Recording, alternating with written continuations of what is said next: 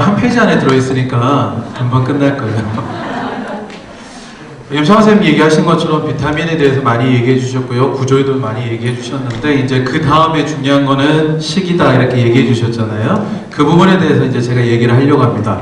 저는 사랑의 연에 근무하고 있고 송재현이고요. 저는 외과를 전공했습니다. 그러니까 오늘 뭐 현대의학과 기능의학을 조금 설명을 드리겠지만, 현대의학의 최고봉, 그러니까 즉각적인 치료를 해야 되는 그런 의학에 아주 예민했던 사람이죠. 그래서 옛날에 대학병원에 있을 때는 상한버섯 먹거나 비타민 먹거나 그런 거 책 보고 있으면 제가 다 갖다 버렸어요.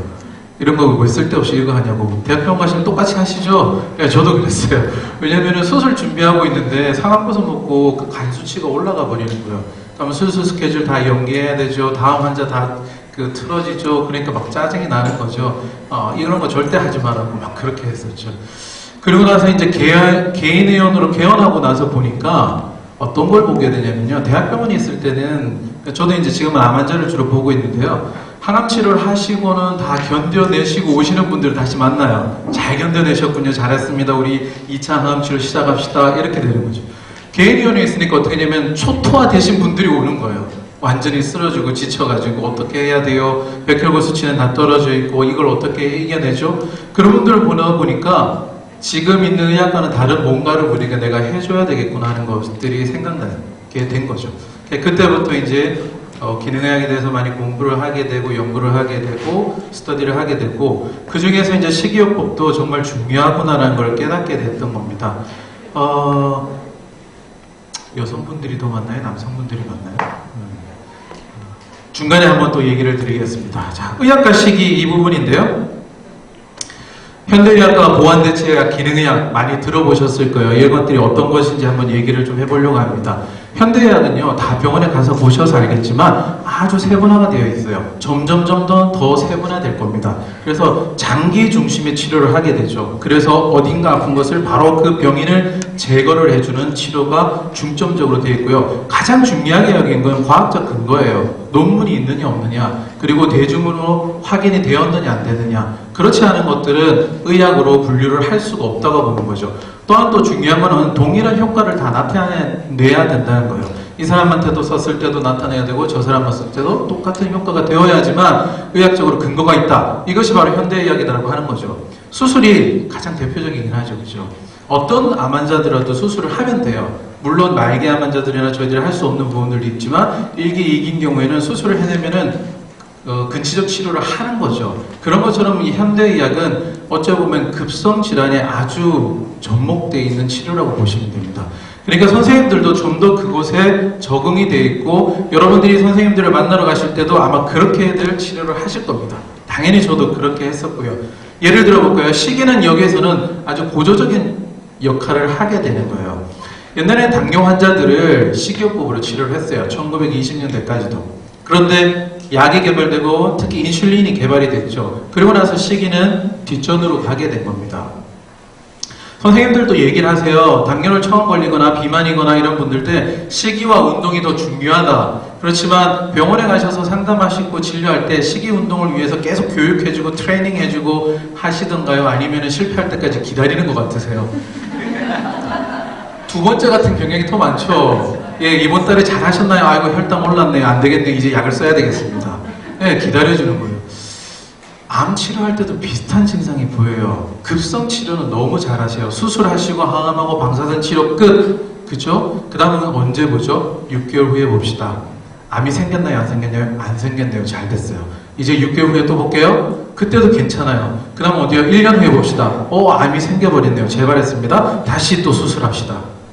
현대의학은 이렇게 직접적인 치료, 즉각적인 치료, 급성 치료에만 집중이 되어 있기 때문에 뭔가 안타까워지는 거죠. 그래서 나오게 되는 게 보완대체의학이에요. 80년대까지도 이런 용어를 썼어요. Multiple medically unexplained symptom. 의학적으로 설명할 수가 없다는 거죠. 이게 뭐 때문에 오는지 잘 모르겠다는 거예요. 피로하거나 만성 허리 통증, 계속 배가 불편하고 나는 피곤해서 죽겠고 계속 편두통 생기고 피부 트러블 생기고 이런 것들이 생기는데 각 과마다 가면은 질병명이 다 달라요. 편두통입니다. 피부질환입니다. 만성 피로예요. 이제는 조금 나아졌죠. 섬유근육통이라는 또 단어도 나오게 되죠. 하지만 병원마다 약이 다르게 돼서 이런 진통을 다 갖고 계시는 분들 가면은 몇 개가를 돌고 나면 약은 한 10개에서 20개 정도 늘어나죠. 그러다 보면 더 힘들어지면 스트레스 받죠. 이제 정신과 가야 되죠. 거기 가서 또 약을 받아야 되죠. 이런 과정들을 계속 거치게 되는 거예요. 그러다 보니까 현대의학으로는 좀 부족한 것이 있다. 도와줘보자 하는 것이 보완해주자, 대체해주는 것들도 하자. 그래서 보완대체의학들이 나왔던 거예요. 보완대체의학들은 이런 것들이 있습니다. 대표적인 거로 매니플레이션, 도수치료, 카이로프락틱, 마사지 이런 것들도 하게 됐고요. 그 다음에는 저희들이 비타민이라든지 다른 서플리먼트 이런 것들도 개발이 되게 됐죠. 또는 요가라든지 명상 이런 걸 통해서 마음을 깨끗하게 해주고 안정해줌으로써 우리가 육체를 치료해보자. 또는 홀 메디컬 심텀 이런 것들 시스템을 통해서요. 동정요법이라든지 또는 이런 것들도 나오게 되고요. 더 나아가서는 기치료, 정신치료 이런 것들도 발달하게 되었어요. 보완대체의학의 근데 문제점이 하나가 있는데 뭐냐면은 현대의학에서 가장 중요시 여긴다는 게 뭐라 그랬어요? 과학적 근거. 그런데 과학적 근거가 없는 것들이 다수 포함이 되는 거죠. 예를 들면은 조금 심하게 하면 어디에 뭐가 좋다 하더라. 야 이거 먹으니까 나 나았다더라. 이런 것도 어찌 보면은 보완대체의학처럼 쓰이는 거예요.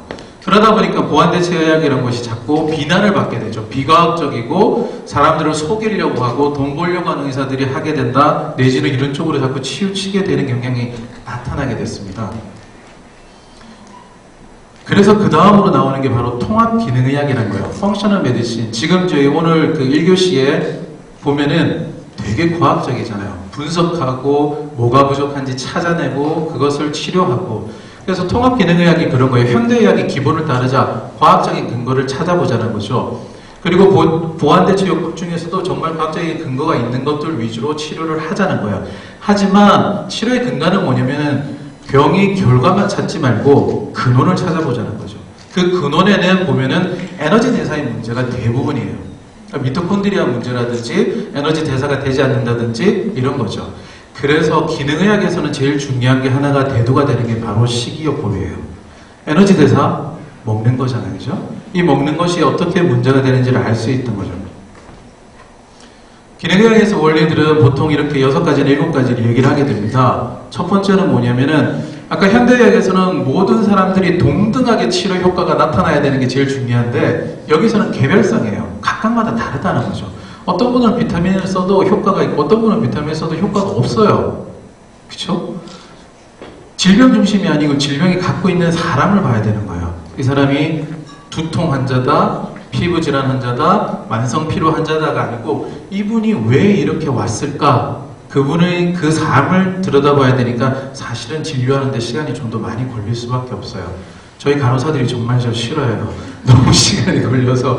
근데 저도 말 한번 하기 시작하면은 끝도 없어요. 그리고 도대체 10분 봐가지고는 그분을 도대체 파악을 할 수가 없어요. 그분을 파악하려면 최소한 30분이 있어야 돼요. 그러니까 돈이 좀 안 되죠.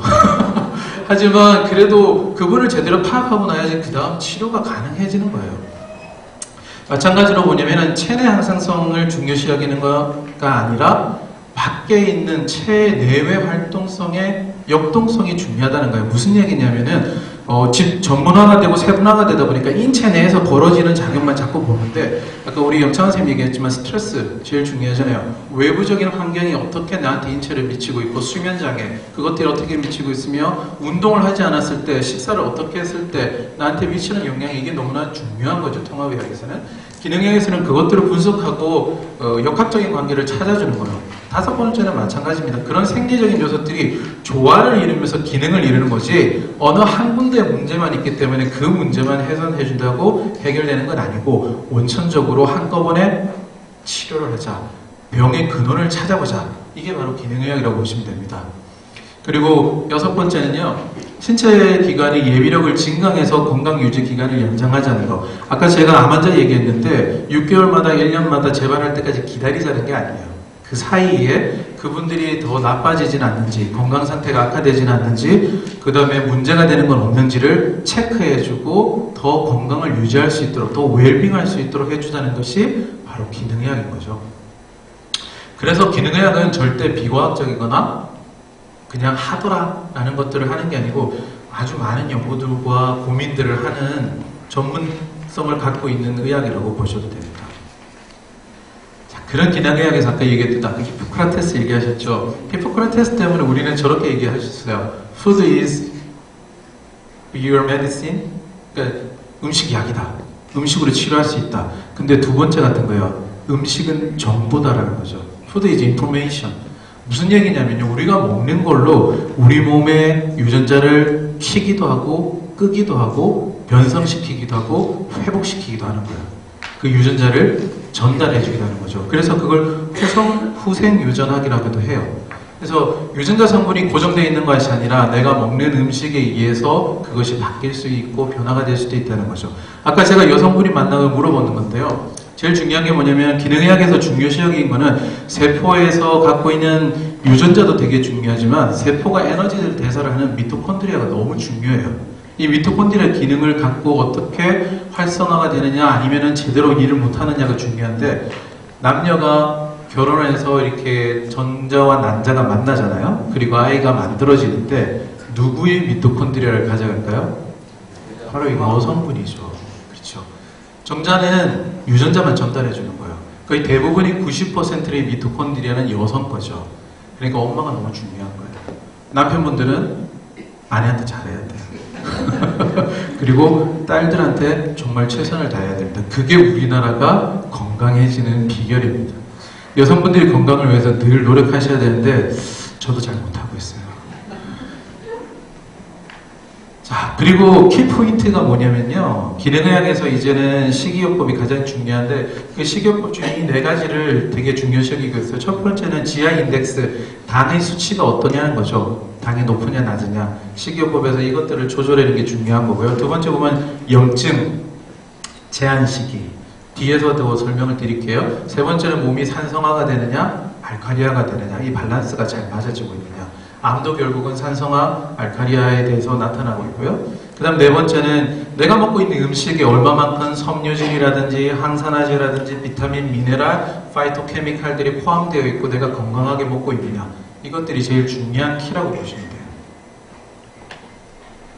자, 그럼 기능의학에서 선생님들은 과연 식이요법이 어느 게 좋은 거고 어떻게 해야 된다고 얘기하는지 한번 보는데요. 2014년도 포럼에서 거기에 대해서 얘기를 나눈 적이 있습니다. 기능의학에서 대가분들이 모셔서 세 가지 식단을 가장 좋다라고 얘기하시면서 각자 좋은 것들을 얘기를 하셨어요. 그 중에 첫 번째가 바로 지중해식 식이요법이었어요. 아시는 분이 있겠지만 저는 저탄고지죠, 그죠? 하지만 얘기를 다 말씀을 드릴게요. 지중해식 식이요법은 어떤 한 나라의 식이요법은 아니에요. 지중해 지역에 있는 여러 나라들의 식이의 특성들을 모아보니 이런 특성들을 갖고 있다. 그리고 이것이 우리 인체에 좋더라 해서 유래가 되고 발전이 된 거죠. 그러니까 이것은 어떻게 먹어야 돼, 먹지 말아야 되라기보다는 관찰의학에 좀 더 가까운 거예요. 이분들이 이렇게 먹었는데 건강해졌더라는 식이요법인 거죠. 근데 대표적인 거 보면은 올리브 오일을 참 많이 먹어요. 그죠? 채소, 그 다음에 콩류, 통곡물, 그 다음에 과일, 견과류죠. 그 다음에 중등도로 먹고 있는 게 생선, 가금류예요. 그 다음에 좀 적게 먹고 있는 게 적색육, 유제품, 포화지방, 알코올. 제가 처음에 만났을 때는 몰랐어요. 유제품을 좀 많이 먹는 줄 알았거든요. 그릭 요거트, 그리스 요거트도 있고 이렇잖아요. 그래가지고 그것들을 많이 먹는 줄 알았는데 오히려 유제품은 좀 적게 먹고 있죠. 육류도 마찬가지예요. 채소와 올리브 오일, 견과류 이것이 대표적인 지중해 식단의 모습이라고 보시면 돼요. 그래서 여러 가지 논문들이 많이 있어요. GISI 이런 논문이라든지 선스터디라든지 이런 논문을 통해서 심장병, 당뇨, 치매, 그 다음에 관절염 이런 위험을 줄이고 또는 텔로메어 길이를 좀 늘려줘서 건강하게 만들어준다는 논문들이 많이 나와 있습니다. 조금 더 피라미드로 자세히 한번 보면요. 매일 운동하라고 되어 있죠. 그죠? 운동하는 건 당연하고요. 두 번째, 매일 먹어야 될 것들이 저런 거예요. 채소, 과일, 견과류, 통곡밀 이런 것들이죠. 거기니까 통곡밀 빵도 있고 이렇게 들어있긴 하죠. 저하고는 좀 다르긴 해요. 매일 물을 마셔야 되고 그 다음에 보면은 일주일에 한 2번 정도씩 생선, 어패류, 가금류 이런 것들이 들어가 있죠. 그 다음에 일주일에 한 번 정도 거기에 보면은 가금류가 일주일에 한 번이구나. 그 다음에 계란, 치즈, 요거트 이렇게 올라갔고요. 적색류는 조금 더 적게 되어 있죠. 스위트너 같은 단맛을 내는 것은 더 적게 먹자 이렇게 되어 있는 거예요. 그리고 와인은 중등도로 적당하게 복용하자고 되어 있죠. 여기서 보면은 대표적인 게 불포화 지방산을 많이 쓴다는 거예요. 견과류에도 마찬가지고 올리브유도 마찬가지고. 그래서 항염작용에 좀 탁월한 효과가 있다 이렇게 보시면 돼요. 그 다음에 다른 학자가 나서서 발표했던 거는 팔레오 다이어트예요. 팔레오 다이어트가 뭐냐면은 원시인 다이어트예요. 원시인 수렵하고 채집했을 때 구석기 시대 때의 시기를 보니까 훨씬 건강하더라. 신석기 이후에 지나면서 농경을 하게 되면서 곡물을 많이 먹으니까 덜 건강해지더라는 거죠. 아까 지중해 식단에는 통곡물을 먹으라고 하는데 팔레오에서는 곡물을 거의 먹지 않는 다이어트라고 보시면 돼요. 그 다음에 수렵하고 채집하던 사람들이 먹던 대로 고기 먹고 그 다음에 과일 따먹고 풀 채집해서 먹고 이런 것들이죠. 그러니까 데어리 제품, 유제품도 들어가 있진 않아요. 첫 번째 제일 중요한 건 여기서는 단백질로 보고 있어요. 단백질을 잘 먹자. 건강하고 좋은 단백질을 먹자. 그리고 둘째는 탄수화물은 최대한 섭취를 줄여야 된다.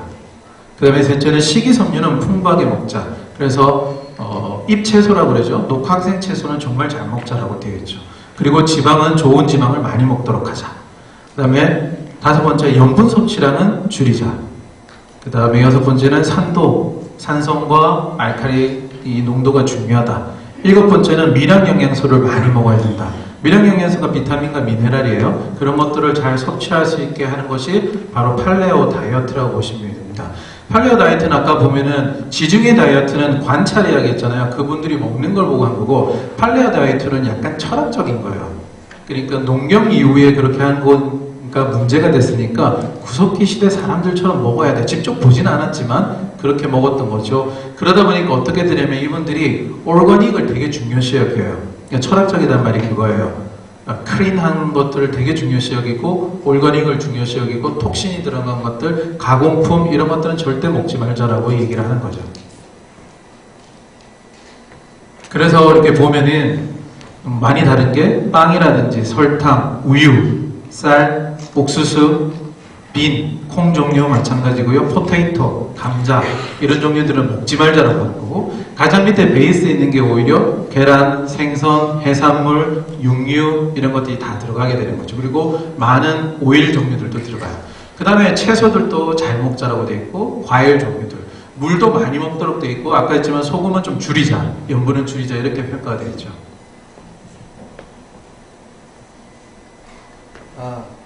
좀 넘어가기 전에 보면요. 팔레오 다이어트를 주장하셨던 분은 그 지중해 식단하고 비교했을 때 훨씬 우세하다는 논문들이 더 많다는 것들을 많이 얘기를 했었어요. 지중해 식단이 아까 당뇨라든지 다른 치료가 있다고 하지만 몇몇 논문들을 보면은 비만인 경우에 효과가 있는 경우도 있고 없는 경우도 있고 그래요. 제가 봤을 때는 그 이유는 곡물 때문에 그런 거죠. 곡물에 좀 민감한 분들은 아마 다이어트 효과가 없을 거고요. 그렇지 않고 예민하지 않는 분들은 그것이 효과가 있었을 건데 아마 그런 차이 때문에 팔레오 다이어트가 좀 우세하게 나타나고 있는 것 같긴 해요. 그 다음에는 채식주의 식단. 이분이 또 이제 주장하신 거는 저희 나라의 현미채식하고는 조금 다르긴 해요. 왜냐하면 일단은 칼로리에 비해서 미네랄과 이런 것들이 풍부한 음식을 많이 먹자는 게 주장이라고 보시면 되고 그 다음에 육류나 유제품에는 그것은 뭐가 문제냐면은 IGF-1 인슐린 성장인자나 또는 에스트로겐 자극 증상들이 있다고 보는 거예요. 그걸로 인해서 암을 키운다든지 또는 나쁜 염증을 유발한다든지 할 수가 있기 때문에 그 제품들은 최대한 줄여야 된다. 고기라든지 유제품을 먹지 말자. 그리고 건강한 채소들을 먹어야 되다 보니까 단백질이 필요하잖아요. 여기서 주장하는 거는 콩 제품을 아주 좋은 프로테인으로 보고 그것을 많이 먹자고 하는 거죠. 또 콩에 들어있는 저항성 전분 성분들이 좋다. 이런 것들이 많은 효과를 나타낸다. 그러면서 오히려 이분들은 이제 팔레오 다이어트, 동물성 단백질을 많이 먹고 있는 다이어트를 많이 공격하거나 이제 문제시하고 있어요. 방금 여기서 보시면 알겠지만 야채, 콩, 과일, 견과류를 주로 먹는 거예요. 고기는 될 수 있는 대로 먹지 않고 그러니까 완전 채식주의자의 식단은 아니에요. 고기라든지 조금씩 들어있긴 하죠. 근데 10% 미만으로 먹는 게 좋겠다라고 얘기하고 곡물이 많이 강조되어 있지는 않아요. 그러니까 아까 제가 현미채식하고 조금 다를 수 있다 이렇게 얘기한 거는 저희들이 하는 현미채식은 곡물을 많이 먹잖아요. 그런 거하고 조금 다른 케이스라고 보시면 돼요. 그래서 기능의학 하시는 선생님들이 대부분 이 세 가지를 얘기를 하셨고, 서로가 좋다라고 얘기를 했지만, 마지막에 가서 이제 패널 토의를 하면서 요 5가지가 그 어떤 시기를 택하든지 간에 가장 중요한 포인트라고 이제 합의를 본 거죠. 첫 번째 뭐냐면은, 식이섬유는 정말 많이 먹자. 그런 거죠. 그 다음에 GI 수치가 높은 음식이든 과일이나 이런 거는, 즉 당도가 높은 과일 이런 것들은 줄이자. 이렇게 돼요. 그 다음에 가공식품, 두 번째, 가공육이라든지 가공식품들은 먹지 않는 게 더 좋겠다. 아니면 최소한 줄이는 게 좋겠다. 세 번째 같은 경우는 감자에 대해서는 다 먹지 않는 게 좋겠다라는 얘기를 하고 있어요. 그 다음에 네 번째로 가게 되면은 트랜스 지방이죠. 소화된 거라든지 이런 것, 즉 염증을 많이 유발시키는 지방들은 섭취하는 것을 제한하자. 그리고 다섯 번째는 정제된 밀가루 음식이라든지 통곡물이 아니고 정제된 음식들은 피하자. 이거는 지중해 식단이든 팔레오든 채식 위주의 식단이든 다 공통되게 얘기를 하고 있다. 이거는 다 동의를 한다는 거예요. 그러니까 앞으로 저희들이 식이요법을 한다고 했을 때는 이런 것을 기준으로 가져가시면 된다는 거죠. 그래서 오늘은 사실은 제가 저탄고지 얘기는 별로 안 하려고 되게 적게 얘기하고 왔는데, 조금 할까요?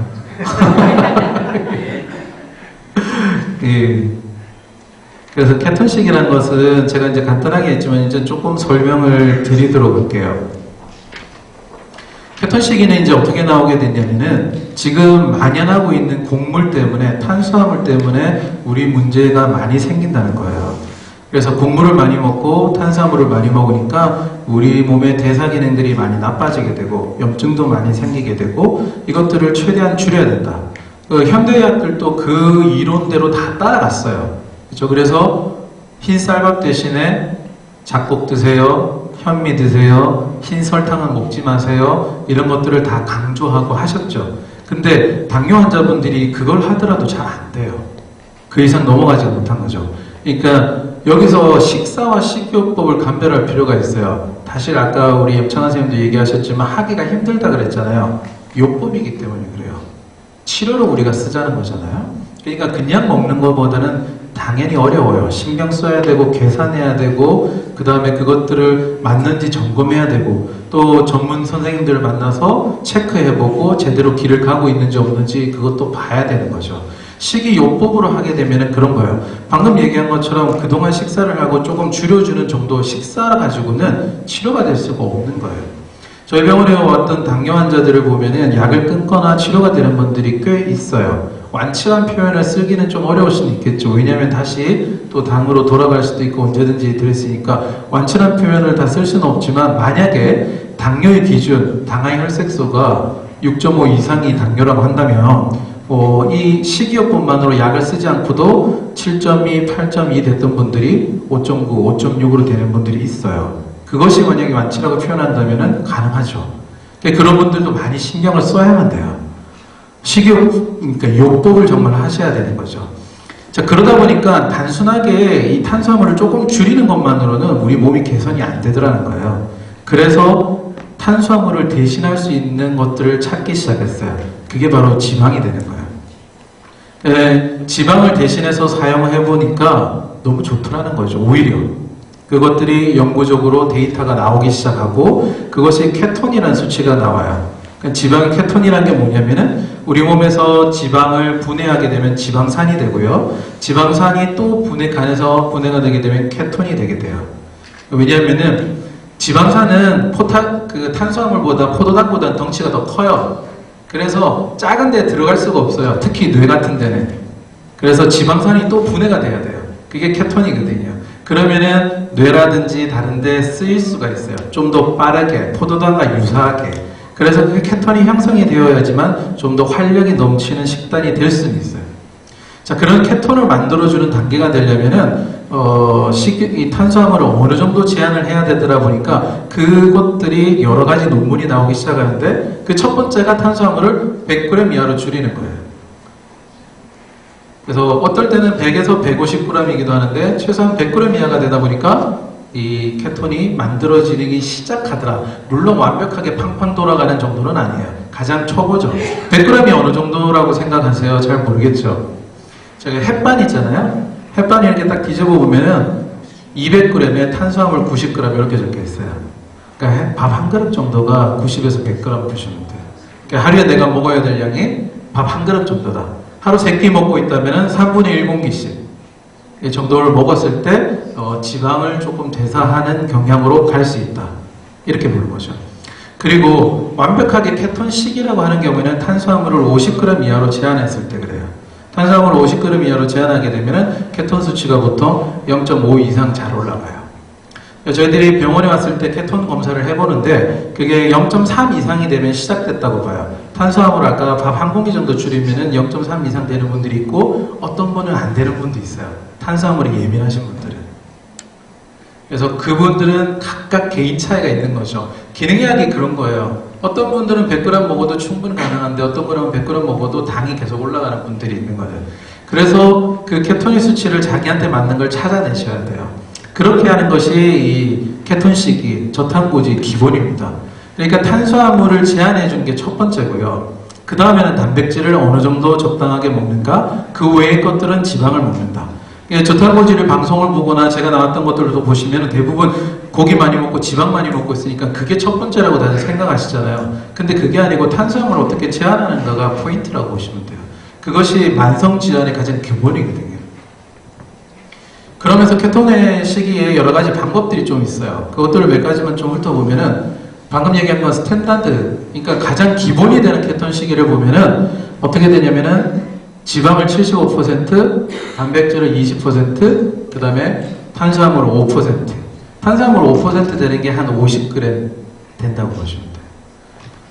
그 다음에는 또 사이클릭 케토제닉 다이어트라는 것도 있어요. 요거는 뭐냐면은 한 5일 정도는 열심히 케톤 식사를 하고 이틀 정도는 탄수화물을 먹는 거예요. 주로 누가 이런 걸 하면 헬스 트레이너들이 근육을 키우기 위해서 이런 요법들을 많이 해요.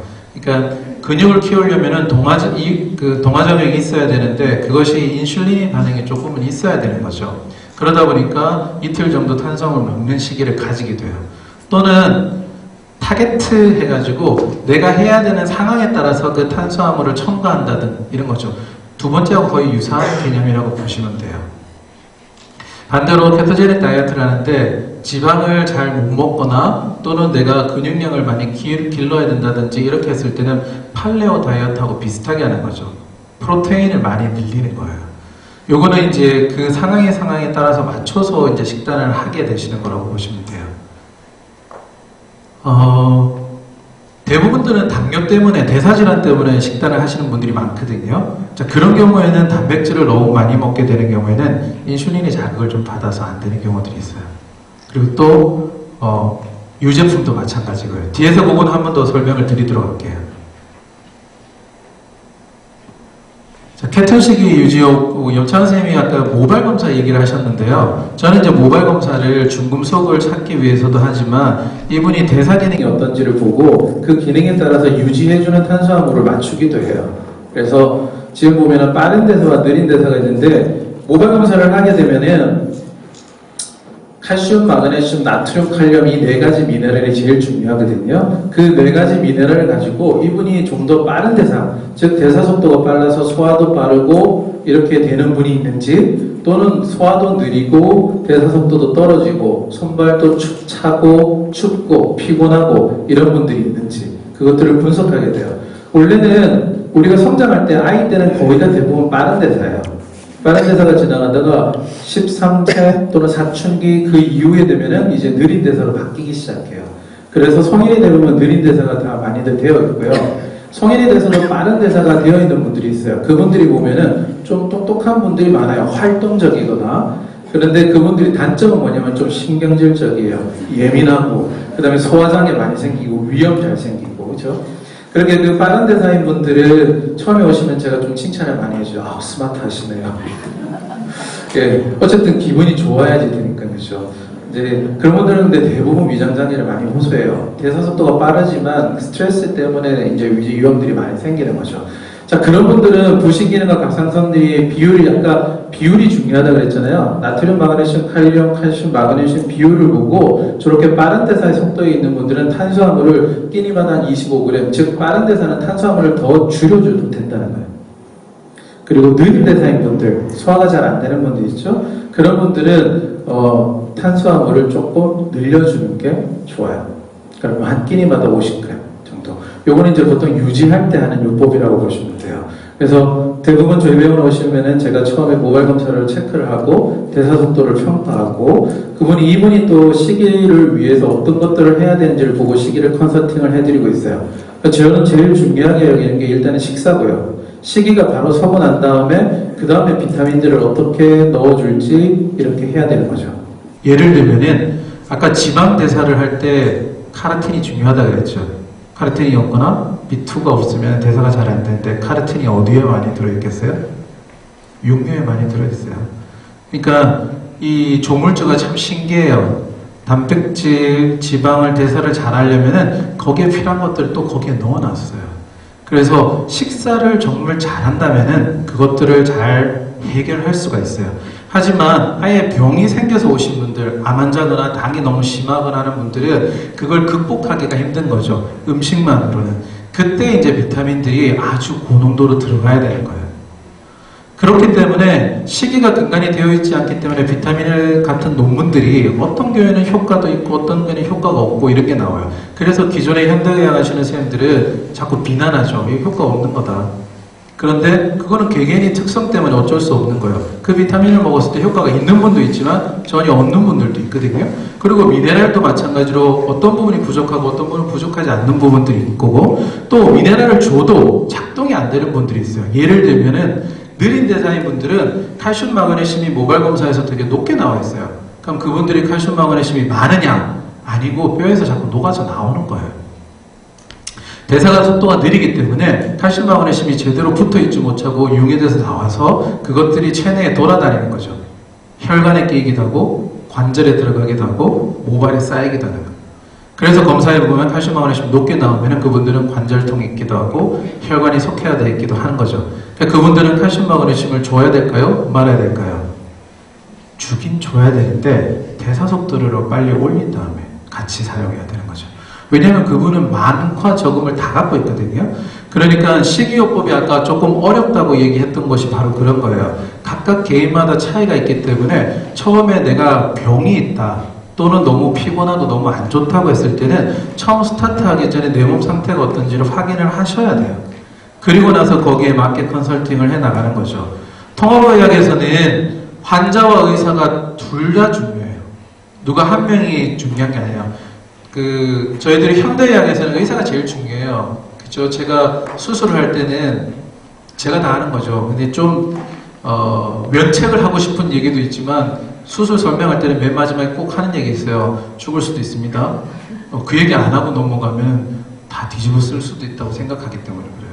그래서 그런 건 뭐냐면 당신 목숨을 내가 쥐고 흔들고 있어. 이 정도까지도 의사가 힘을 발휘를 하는 거죠. 그게 현대의학이에요. 약도 마찬가지예요. 그러니까 당뇨나 혈압이 왔을 때 당신과 상담을 해서 조율하고 치료해주는 개념이 아니라 내가 약을 써서 당을 확 떨어뜨리겠어. 약을 써서 혈압을 떨어뜨려 주겠어. 이런 개념이 더 강한 거죠. 의사가 그렇게 해야 된다고 생각들이 들어요. 왜냐하면 또 급속한 치료를 해줘야 된다는 거죠.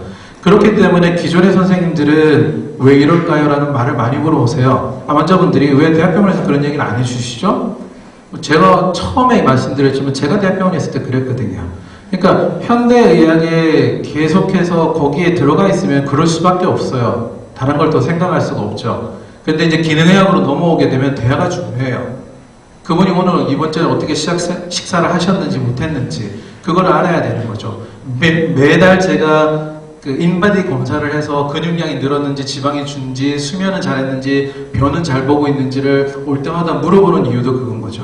수면과 배변은 너무나 중요하거든요. 그게 키예요. 그래서 그런 대화가 있고 대화가 치료가 돼야지 식이요법은 성공할 수가 있어요. 오늘 오신 분들이 한 3분 동안 3분이 그랬구나. 오자마자 실토. 선생님 미안해요. 못했어요. 선생님 잘못했어요. 그런데 그분들 보면 인바디 검사 결과가 나빠져 있긴 해요. 그런 분들도 있긴 하죠. 왜냐면은 남성분들이 좀 많이 그래요. 회식 너무 많고요. 술자리 너무 많고, 피할 수 없는 상황들 너무 많고. 그렇죠. 특히 오히려 여성분들이 저를 잘 해내는 분들이 더 많기는 해요. 어쨌든 간에, 그렇지만 그분이 끈을 놓치지 않고 저를 찾아오면은, 그 다음에 또 해내는 거거든요.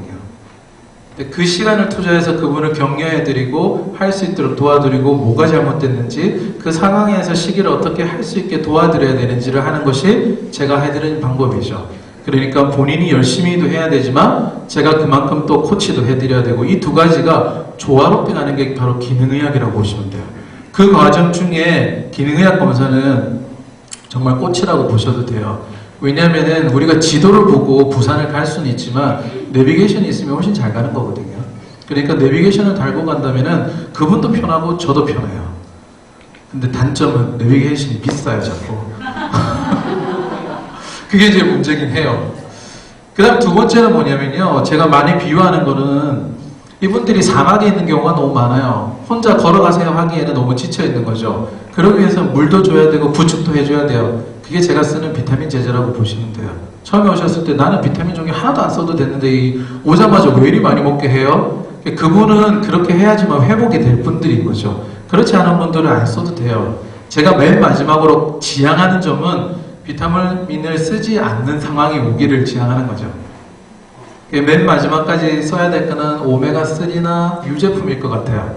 우리 식사가 거의 오메가6가 너무 많아요. 그러다 보니까 오메가3 제품을 좀 더 많이 쓴다든지, 그 다음에 스트레스 받거나 수면장애 오잖아요. 유산균 바로 다 깨져 버리거든요.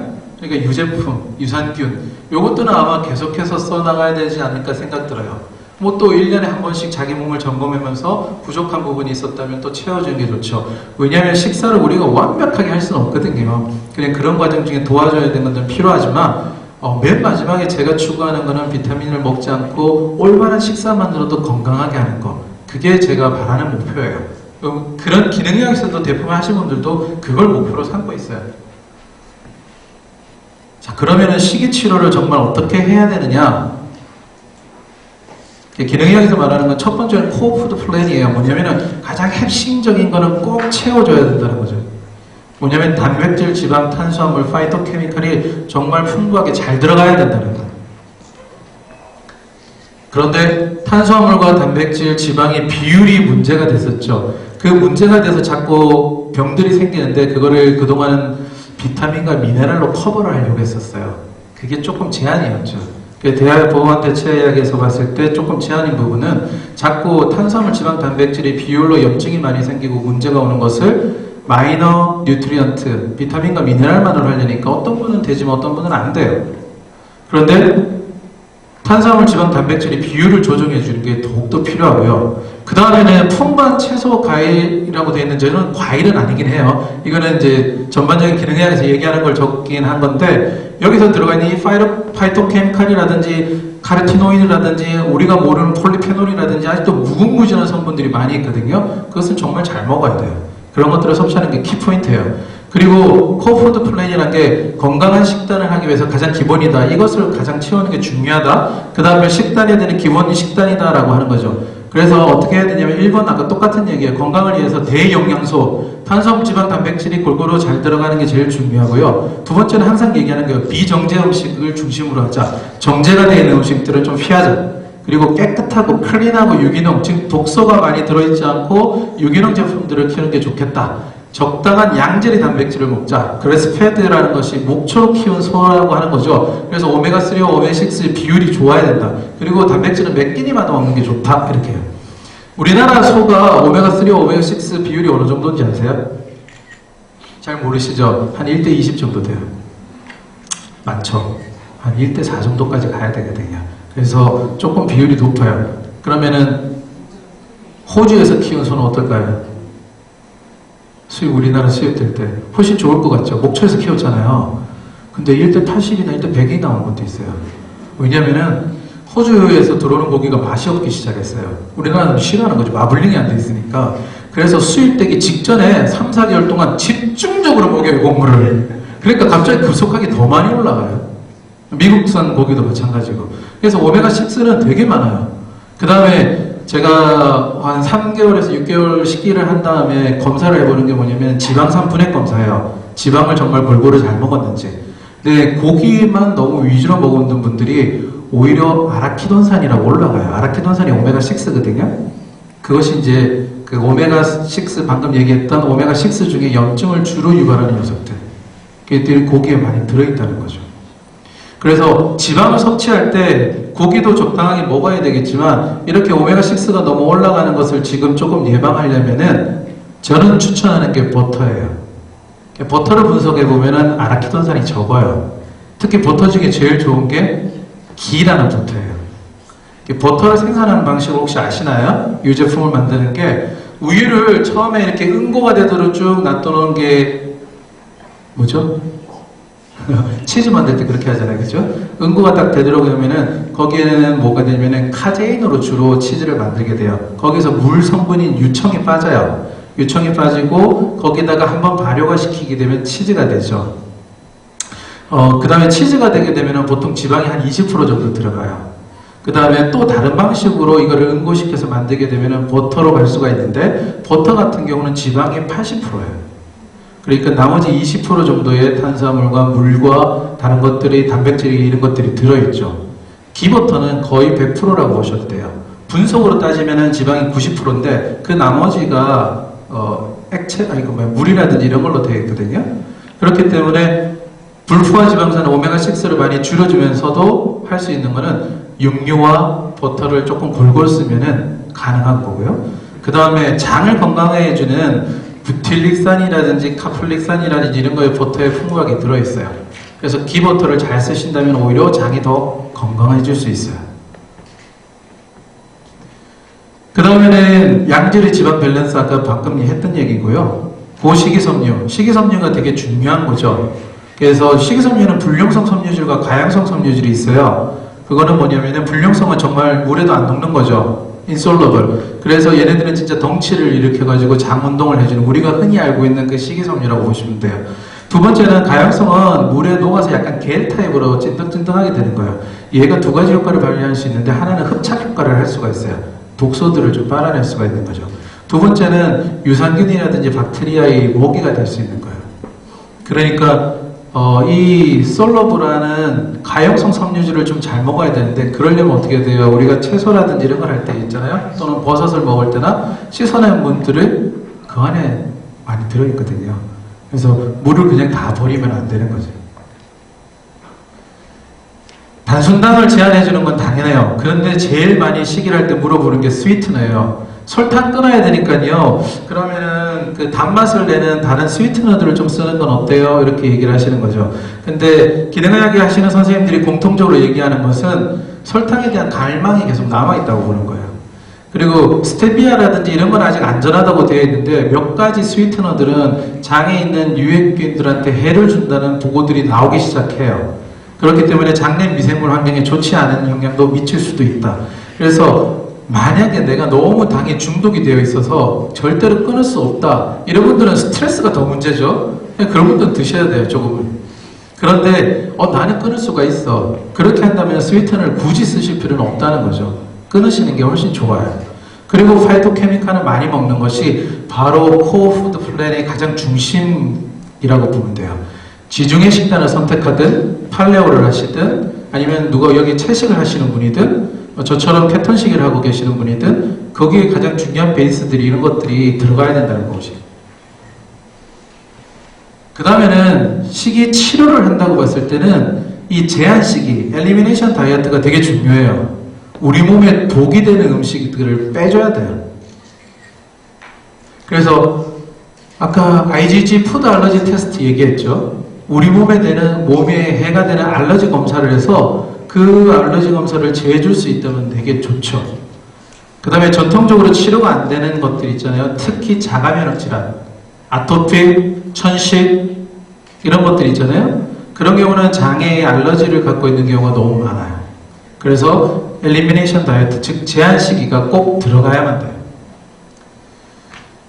그리고 트리거 푸드가 제한되기 전까지는 이게 심각한지 모를 수도 있어요. 우리가 몸에 해가 되는 음식을 먹고 있는데도 그러려니 할 수도 있는 거죠. 몸이 예민해져 있지가 않아서 그래요.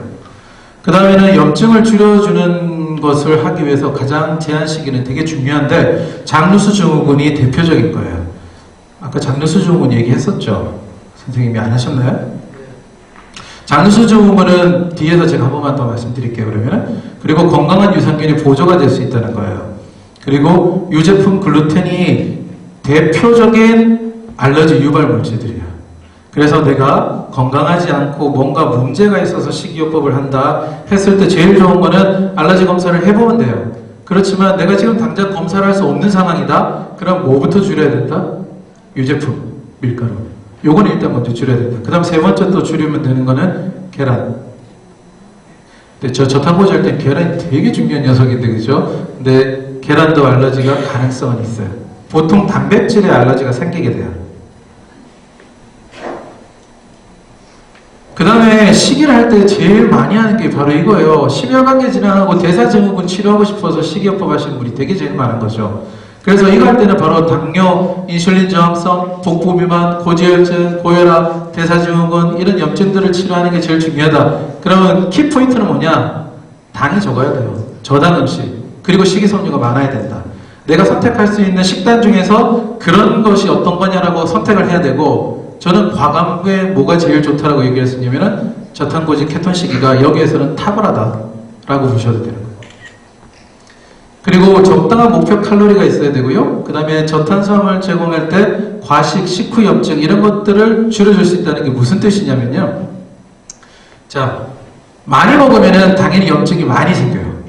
적게 먹는 게 중요해요. 그래서 음식을 적게 먹어야만 돼요. 그래서 다이어트를 하거나 이럴 때 뭘 제일 많이 해요? 식용옥제제 먹죠. 그래가지고 안 먹는 거예요. 그래가지고 여성분들 중에 살 빼고 싶은 분들이 제일 안타까운 게 뭐냐면요. 식사 안 하세요. 아침, 점심, 저녁 다 굶어. 그리고는 카라멜 마키아토 한 잔해요. 그거 먹으면 안 되죠. 그럼 어떻게 해요? 이거 안 먹으면 나 저 쓰러져요. 얘들. 정말 악순환을 반복하는 거예요. 좋은 탄수화물 다 안 먹고 단당류만 먹고 있는 거예요.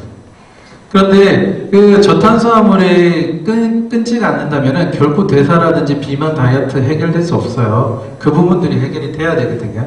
그리고 아까 말했듯이 배고픔을 참으면서 다이어트를 하게 되면 결국은 실패가 돼요. 저탄고지의 최대 장점이 뭐냐면은 포만감이에요. 저희들이 검사를 했을 때 그 포만감 호르몬이라는 렙틴 호르몬이 있어요. 이거를 지방으로 식단을 주로 하게 되면 렙틴 호르몬이 전부 다 안정화가 돼요. 그러니까 쉽게 포만감을 느끼게 돼요. 약보다도 더 강력해요. 약을 짓겠다 하면 저희들이 제가 한 달만 해보자고 해요. 그래서 정말 잘하는 분들은 정말 식사량이 줄어가요. 거의 대부분 하루 2끼 이렇게 먹어요. 저탄고지 얘기하시면은 그런 분들이 있어요. 우리 옛날 조상분들 다 탄수화물 많이 먹고 잘 살았는데 꼭 그렇게 해야 되냐? 난 그렇게 안 해도 할 수 있을 것 같은데. 그런데 그분들이 갖고 있는 특성이 있어요. 고려 때까지 있잖아요. 저희들 거의 하루 2끼 먹었거든요. 조선시대 때도 잘 먹지를 못했어요. 그죠? 그리고 전기가 없으니까 어떻게 돼요? 해가 떠야 일어나고 해가 지면은 거의 초록불 펴놓고 뭘 먹는 거는 정말 극히고 해 지면 거의 다 주무셨어요. 그러니까 저절로 적게 먹어요. 그리고 봄철로 넘어갈 때 단체적으로 다 굶겨줘요. 보릿고기 한다고. 정말 간헐적 단식이 저절로 다 이루어졌던 거죠. 그리고 또 어떻게 돼요? 노동량은 지금보다 훨씬 많아요. 그러니까 채식을 해도 버텨내는 거죠. 그 다음에 또 뭐가 있어요? 그때 저희들보다 수명이 좀 짧아요. 지금 대사질환이라든지 성인병 질환이 생기는 것만큼 오래 살지를 못하세요. 그러니까 그런 것들이 많이 안 나타나는 거죠. 그래서 옛날에는 됐는데 왜 지금은 안 되느냐? 엄청난 변화가 있는 거고요. 지금 현대인들한테는 그렇게 식단을 해주는 것이 훨씬 좋다는 거예요.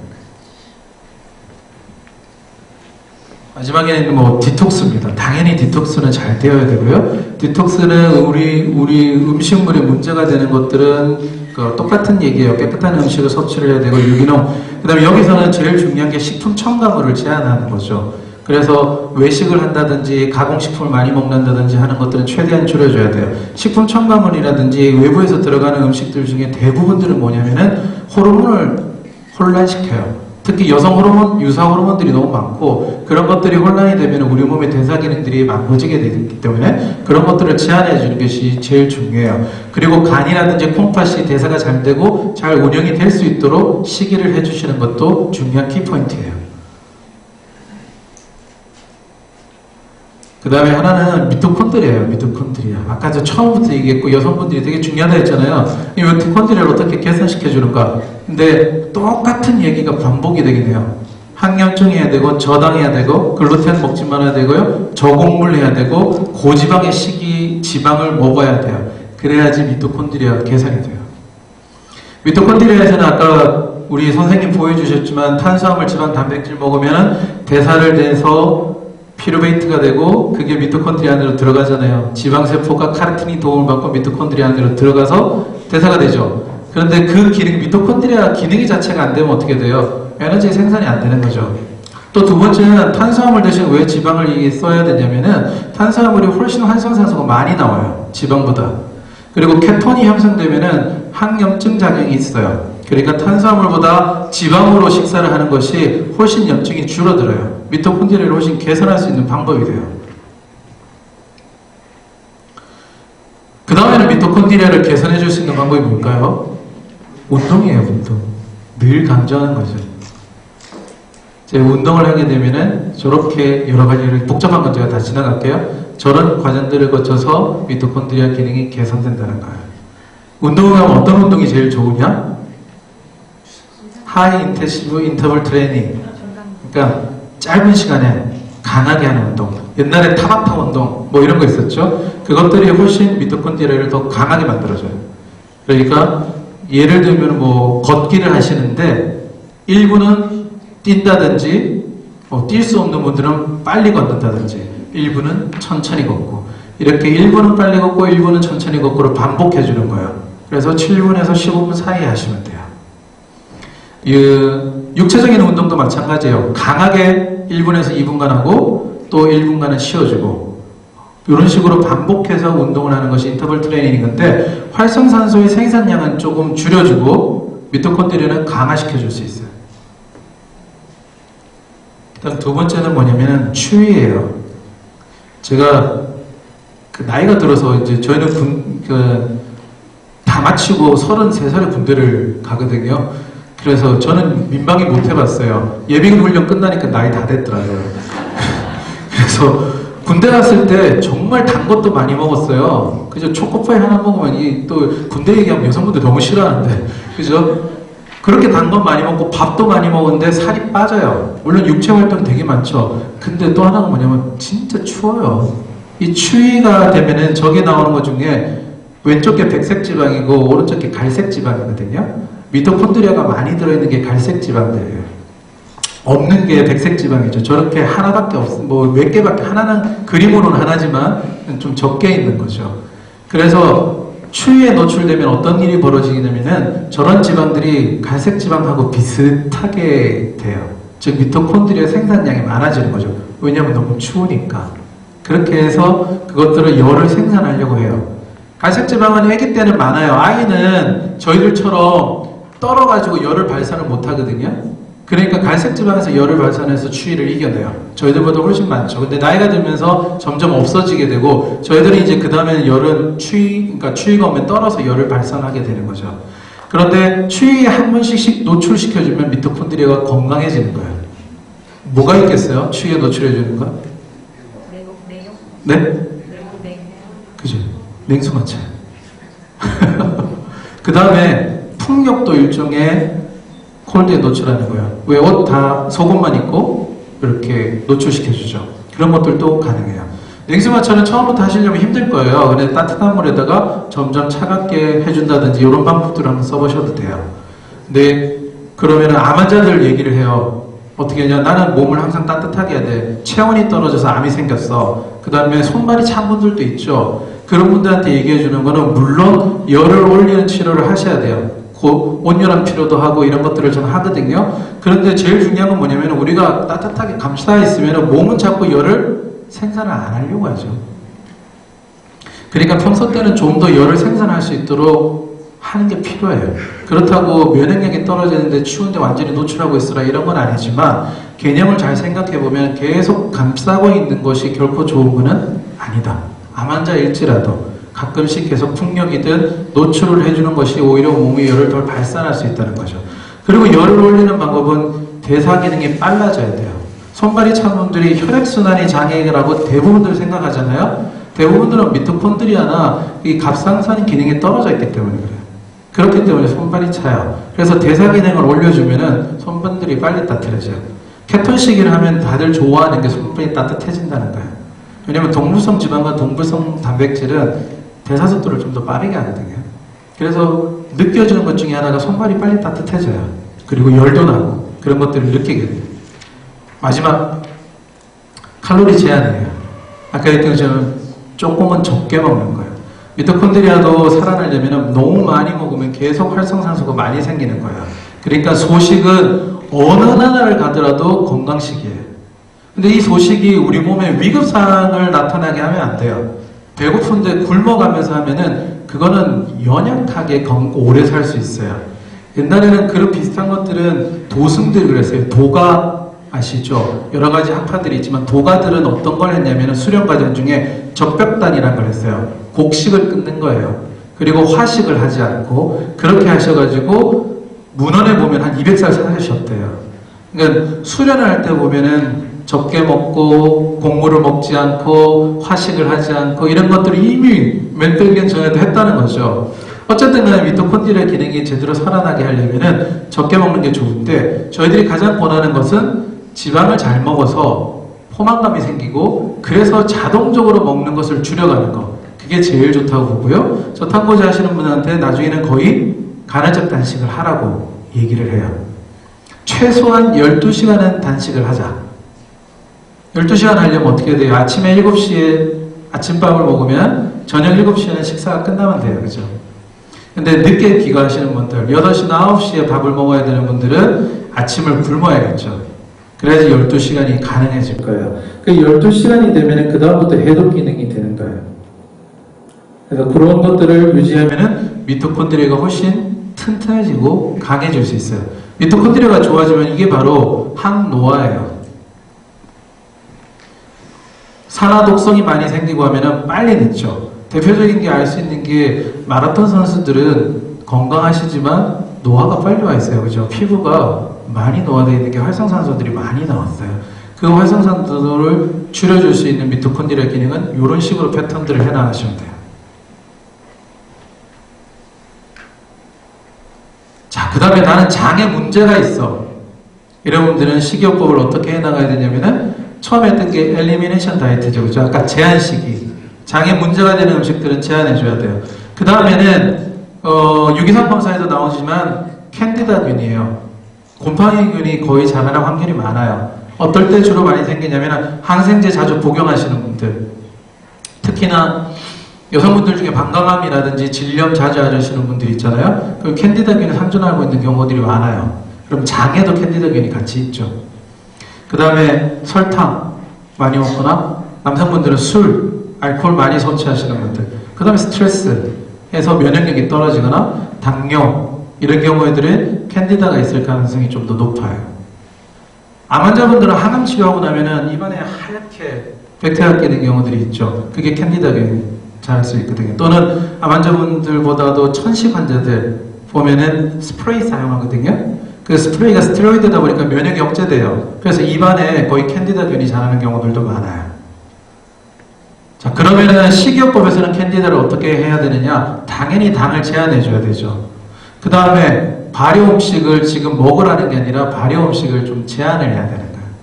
김치라든지는 발효 음식에는 효모균이든 또는 곰팡이균으로 발효를 하게 되는데 이것들이 캔디다를 좀 자라게 할 수가 있어요. 그래서 처음에는 제한을 해야 돼요. 한 달 정도. 버섯 제품도 마찬가지죠. 균사체잖아요. 그렇기 때문에 처음에 건 캔디다가 있다고 의심이 될 때는 제한을 해야 돼요. 유제품도 마찬가지고요. 곡류도 마찬가지고 견과류. 견과류가 곰팡이가 정말 잘 펴요. 생각보다. 그래서 거기 곰팡이가 피게 되면은 나쁜 곰팡이들이 피고 아플라톡신들이 많이 분비하게 돼요. 그래서 견과류 너무 오래되어 있는 거 아깝다고 집에서 먹지 말고요. 잘 보관 못했거나 한 거는 과감하게 그냥 버리시는 게 나아요. 그래서 건강한 견과류를 섭취할 수 있도록 하시고요. 그것이 바로 로우 포맷 다이어트예요. 무슨 뜻이냐면은 퍼멘터블한 거, 발효를 많이 시킬 수 있는 다당류, 이당류, 단당류 이런 것들을 많이 제한하자는 거죠. 즉 캔디다균이 있거나 아니면은 그 과미성 장 증후군 때문에 가스가 많이 생기거나 하는 분들은 거의 로우 포맷 다이어트를 하시는 게 좋아요. 거기에는 호밀, 곡류, 과일, 채소, 마늘, 양파, 우유, 요거트, 연성치즈. 연성치즈라는 건 뭐냐면은 발효가 오래될수록 경성치즈거든요. 이거 같은 경우는 유당 때문에 그래요. 그러니까 올리고당이라든지 다 이랬잖아요, 그죠? 그 유당이 많이 연성치즈는 더 많이 들어있기 때문에 그런 것들을 제한해주는 것이 로우 포맷 다이어트예요. 장에 트러블이 있을 때 이런 것들을 한다는 거죠. 3개 정도는 제가 지금 설명은 안 할게요. 마찬가지로 재생을 도와준다는 식이요법이라고 보시면 돼요. 자, 그 외에는 이런 식이요법을 통해서 우리가 신경 써야 될 게 뭐가 있는가? 제가 최소한 1시간 안에 마치려고 노력은 했는데 이제 거의 1시간 돼가나요? 처음에 구강위생이에요. 우리 만성질환은 가장 중요한 게 만성염증이에요. 우리 몸의 만성염증이 여러 가지 질환들을 많이 일으키게 되고 아까 말했던 미토콘드리아에 있는 활성산소라든지 이런 것들도 만성염증을 일으키게 되죠. 관절염이라든지 이런 것도 마찬가지로 만성염증이에요. 천식도 그렇고. 그런데 구강에 균이 있잖아요. 그런 구강의 균은 미세혈관을 타고 우리 몸으로 다 들어갈 수가 있어요. 만성염증의 주범이에요. 장이 안 좋거나 몸이 나쁘신 분들 아침에 일어나서 침 뱉거나 하면 피 섞여 나오는 경우 되게 많죠. 잇몸질환 때문에. 그런 분들 빨리 구강위생을 통해서 많이 건강하게 하셔야 돼요.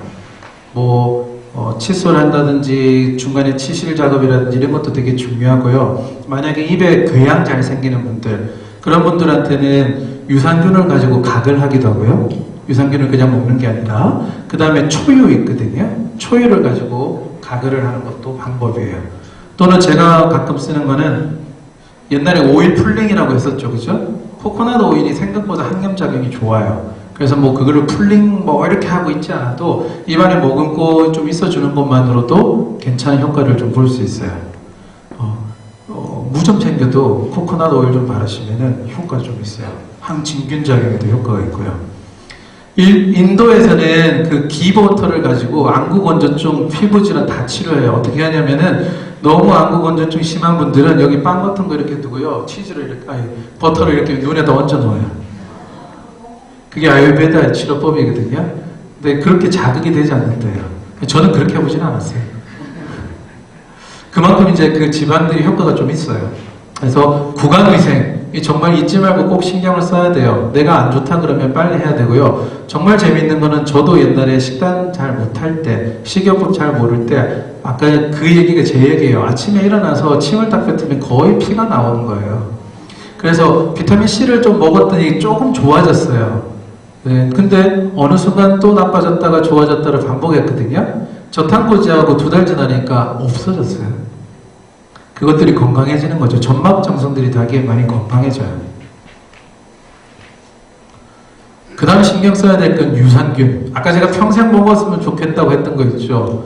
그것이 유산균하고 오메가3였는데 유산균은 우리가 식이요법을 했을 때 2번째로 걔네들을 받아줘서 우리 몸을 어떻게 바꿔준가 하는 녀석들이에요. 장이 건강하다는 얘기는, 장이 중요하다는 얘기는 많이 들었을 거예요. 해피 호르몬, 행복 호르몬이라는 세로토닌, 대부분들이 80%가 장에서 만들어지잖아요. 그리고 비타민 B군, 누가 만들어요? 유산균 얘네들이 만들어내죠. 아까 장 점막에 되게 좋은, 버터에는 좀 많이 들어있다고 했던 뷰틸릭산, 유산균들이 만들어내거든요. 얘네들이 얼마만큼 우리 장에서 잘 건강하게 있느냐가 관건이에요. 근데 장이 너무 안 좋은 경우에는 유산균만 먹는다고 얘네들이 안착을 못해요. 거의 그냥 내려가 버리는 거죠. 그때는 장이 너무 안 좋고 문제가 있을 때는 병원에서 꼭 치료들을 하셔야 돼요. 장의 해독 프로그램, 보통 5R이라고 그러는데요. 균을 먼저 잡아줘야 돼요. 아까 캔디다균이라든지 박테리아균들이 있으면은 우리가 아무리 유산균을 먹어도 걔네들이 자리를 잡지를 못해요. 그런 균들을 치료해주고 제한시키, 우리 장에 문제를 일으키는 음식들을 제한해주고 그 다음에 유산균을 먹고 소화 효소제를 먹고 장 튼튼하게 해야 돼요. 그 다음에 장 점막을 좋게 해주는 거는 음식에서 들어온 건 아까 뷰틸릭산이라든지 이런 지방산도 도움이 되지만 영양제로 본다면 락토페린, 초유, 글루타민 얘네들이 장을 건강하게 만들어줘요. 그래서 장이 나쁜 분들은 그런 영양제를 같이 복용하시게 되면 되게 좋아요. 방광염 아까 잠시 얘기 나왔다 말하는데 자주 방광염에 걸린 분들은 그분들도 유산균이 꼭 필요해요. 아까 뭐랬어요? 캔디다균은 나쁜 균들이 방광이라든지 장에 많기 때문에 그렇거든요. 그분들도 유산균이 꼭 먹고 또 방광염에서는 또 도움이 되는 게 뭐냐면 크린베리 추출물이에요. 그 항산화제 중에서 크린베리 추출물이 이 제품으로 많이 나와 있거든요. 그래서 간단하게 항생제를 짧게 쓰고 그 다음에 유산균과 크린베리 추출물 먹으면 방광염이라든지 이런 데 훨씬 도움이 돼요.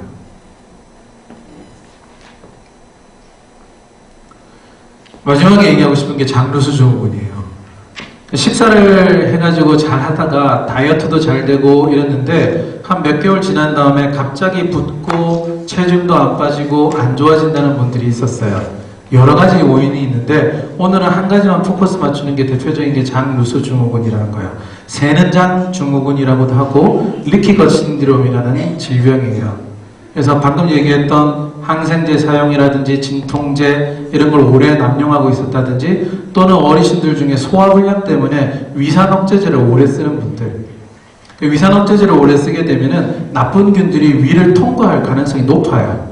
그러면 장에 그 균들이 자라게 되는 거죠. 그걸 SIBO라 그래요. SIBO라 그러는데 장에 나쁜 균들이 많이 활성화가 되면은 장의 점막들이 다 손상이 오게 되는 거예요. 그 다음에 캔디다균이 자란다든지 이런 걸로 인해서 옆에 보면 세포가 원래 저렇게 따닥따닥따닥 잘 붙어 있어야 되는데 세포 사이가 저렇게 벌어져 버리게 되는 거예요. 손상을 받아서. 그렇게 되면 거기로 나쁜 물질들이 들어가게 되고 알러지를 유발하게 되는 거죠. 이게 대표적인 장루수 증후군이에요. 그러면 어떤 일이 벌어지게 되냐면 자가면역들이 생기는 거예요. 대표적으로 천식, 아토피, 류마티스 이런 것들이 원인이 될 수 있다고 보는 거죠. 의외로 장루수 증후군을 치료해주면 그런 증상들이 많이 좋아져요. 방금 얘기했던 분들 중에서 3, 4개월 지나서 갑자기 안 좋아졌던 분들이 갑상선 문제도 있고요. 그 다음에 호르몬, 여성분들 가면 에스트로겐 문제도 있는데 또 많은 분들이 저 장루수 증후군이에요. 어떤 경우가 있냐면은 장을 건강하게 해주기는 아까 얘기했지만 식이섬유를 정말 잘 드셔야 돼요. 그런데 특히 남성분들 중에서 고기만 먹는 분들이 있거든요.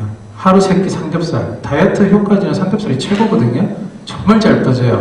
저도 매일 저녁 9시에 삼겹살 먹고 초반에 거의 9kg에서 10kg 가까이 뺐으니까 정말 잘 빠지긴 하는데 그거를 몇 개월 이상 그것만 지속을 하게 되면은 장에 문제가 올 가능성이 높아요. 그렇게 되면은 장루수가 올 수도 있죠. 물론 건강해서 그것을 잘 유지하면 괜찮은데 채소를 먹지 않고 그랬을 경우에 장루수가 오게 되면은 그 다음부터 뭔가 갑자기 안 돼요. 몸이 붓기도 하고 다이어트 효과도 없고 그런 경우 테스트해 보면 알러지들이 많이 올라간 경우가 있어요. 그래서 장루수 치료를 다시 하고 아까 제한 시기를 해주고 이렇게 식이요법을 해서 다시 돌려주면은 다시 회복이 되는 거죠. 다이어트를 하시다가 잘 안 되는 분들도 꼭 생각해 봐야 되고 장 검사를 하자는 것이 이유가 저런 것들 때문에 문제가 될 수가 있어요.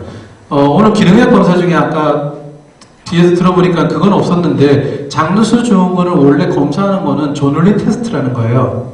조눌린 검사법이 있어요. 그러면 장루수가 있는지 없는지 알 수가 있죠. 그 다음에는 유기산 검사를 통해서 균이 있는지 없는지도 알 수 있고요. 분변을 통해서도 균이 있는지 없는지 알 수 있는 검사들이 있어요. 그리고 마지막에 장을 치료하기 때는 알러지 검사를 하죠. 근데 미국에 있는 선생님들도 그분들도 이 기능의학 검사가 비용이 좀 되는 거예요. 지금 말한 대로 그 검사들을 다 하면은 한 100몇십만 원 되는 것 같아요. 그러니까 가장 마지막에 선택하는 거, 나는 가스도 차고 더부룩하고 소화도 안 되고 다이어트를 하다가 갑자기 장단이 중단되고 뭔가 안 좋다 그랬을 때는 제가 보내드리는 거는 알러지 검사예요. 왜냐하면 알러지 검사를 해서 결국은 치료를 해야 되니까 알러지들이 많이 나타나 있으면 장루수도 있을 가능성도 높고 그 다음에 균도 있을 가능성도 높다. 요즘 그 알러지 검사 중에는 캔디다균에 대한 알러지를 보는 검사들도 있거든요. 그러니까 알러지 검사를 테스트를 해서 문제가 많이 나온다면 장류수가 있다고 보고 치료를 하셔도 된다는 거죠. 그래서 검사를 이용하는 부분 그렇게 하시는 것도 괜찮아요. 다이어트를 하시다가 문제가 생겼다 한 번쯤은 생각해 보시고요. 그 다음에 또는 평소 때 나는 장이 너무 안 좋아. 거기다가 피부 질환이라든지 약간은 천식기가 있다든지 비염을 늘 달고 산다든지 이런 증상이 있었어. 그런 분들은 꼭 테스트를 해보거나 확인해 보시는 게 좋은 거죠. 자, 오늘 제가 얘기한 게 이거예요. 근데 따지고 보면은 방법은 하나예요. 정말 잘 먹자라는 거거든요. 그 잘 먹자라는 것은 유기농 제품을 이용하는 것이 제일 좋다라는 거고요. 그 다음에 통곡물, 탄수화물을 줄여주고 염증을 줄여주는 다이어트를 하는 것이 제일 좋다는 거예요. 그 방법을 택하다 보니까 저는 저탄고지를 하게 됐고요. 이 저탄고지는 암 환자들한테 지금 적용하고 있고, 그 다음에 두 번째로 제일 많은 분들이 당뇨 환자예요. 저희 병원 케이스를 보면은 한 분이 당이 왔는데 330이었어요. 당화혈색소는 17이 나오고, 그분은 지금 밥 한 그릇 드시면서도 당화혈색소 5.6, 그 다음에 공복혈당은 110에서 120 정도 나와요. 약 안 먹고 식이요법만으로 치료하신 분이고요. 그런 분들이 많이 나오고 있어요. 그러다 보니까 정말 이 식이요법만으로도 치료가 되는구나라는 걸 느끼고요. 기능의학에서는 식이요법이 가장 먼저 세팅을 잘 하시고, 그 다음에 각자 몸에 맞는 비타민이라든지 이런 것들을 해나가는 것이 제일 좋은 방법이라고 생각해요. 기본적인 식이요법들은 기본적으로 하실 수 있을 거고, 정말 몸이 안 좋다는 것들은 서울에 계신 선생님들, 염창환 선생님이나 김준영 선생님 이렇게 만나셔가지고 체크하시고, 수원에 가깝게 계신 분들은 저를 찾아오시고, 그렇게 하셔가지고 첫 점검을 하고 컨설팅을 받고 그 다음에 또 식이요법들을 해나가시는 게 좋다고 생각합니다. 네, 혹시 오늘 제가 준비한 건 여기까지고요. 궁금하신 사항이 있으시면 질문하셔도 됩니다.